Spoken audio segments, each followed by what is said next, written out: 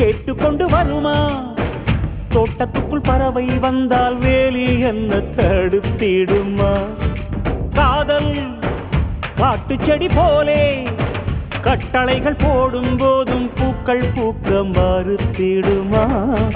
புலி வாழும் குகையுள்ளே கிளி வாழும் வீரத்தை மனதோடு தந்திடுமே காதல்தான். இது போகும் வழியோ வெற்று பாதை, திரும்பும் வழியோ வெற்றி பாதை. திரும்பிய இதயத்தை அடைந்திடும் பயணம் இது. கடல் தாண்டும் பறவைக்கெல்லாம் வழியில் மரங்கள் கிடையாது.